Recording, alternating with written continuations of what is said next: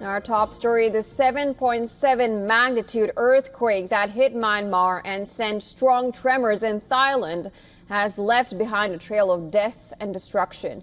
Over 1,600 people have been reported dead so far, while thousands are wounded. Many are feared trapped beneath the rubble of collapsed buildings.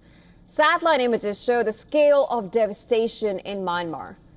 These are the before and after satellite images that you see on the screen from cities of Sagaing and Mandalay, showing how various structures collapsed and were turned into rubble in seconds. The footage released by Myanmar's army-run broadcaster showed the damage sustained by the historic Mandalay Palace. The old clock tower, front gate, and relic tower were among the landmarks on the palace grounds that sustained serious damage.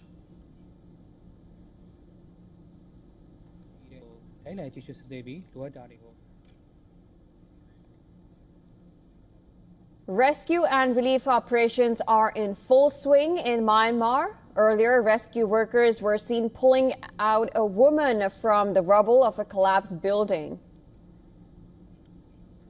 The powerful quake has triggered a large-scale power outage in Myanmar's capital.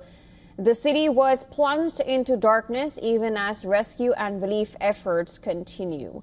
More images of destruction continue to come out of Myanmar. A new footage on social media showed a huge plumes of smoke engulfing a University of Mandalay. Now, cracks on some roads in Myanmar's capital have widened to nearly 1 meter. Repair workers have placed tree branches in the gaps to warn drivers.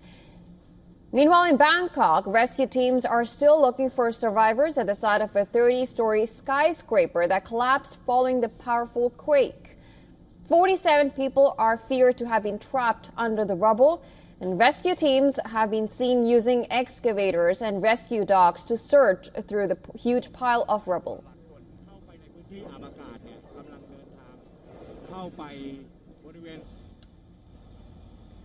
U.S. military personnel, Chinese technical experts, and medical teams have joined Thai authorities to intensify relief and search operations.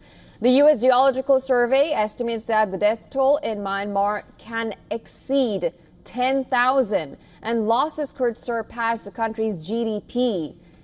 Meanwhile, anti-coup fighters have declared a 2-week partial ceasefire to facilitate rescue efforts. And aid continues to pour into Myanmar from across the world. An Indian Air Force military plane landed at Yangon International Airport carrying relief packages from India.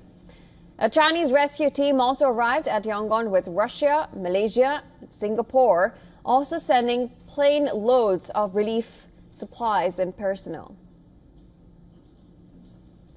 Meanwhile, India's External Affairs Ministry has also said that no Indian citizen has been killed in the deadly earthquake in Myanmar. So far, no casualty has been reported among the Indian nationals, and we are in touch with all community organizations for their welfare, for their safety. And while New Delhi is also dispatching ships with 40 tons of humanitarian aid and a field hospital to assist relief operations in Myanmar. And moving on to other news, in the aftermath of the earthquake, the people of Myanmar and Thailand struggle to come to terms with the unimaginable and their emotions raw and their futures uncertain. I was in my hotel and I was very scared because everything started shaking and I've never experienced something like it. At first I thought it was me and in my head, but then I looked around and people were screaming, "Get out of the house now!" And of course I just ran out of the house and was, what's going on? I was on patrol as a security guard during the quake. It was the first time in my life I felt such intense tremors and shaking. I've never experienced anything like it before, and the strong tremors made me feel extremely dizzy. There was no damage at home, but my children were terrified and are still feeling disoriented.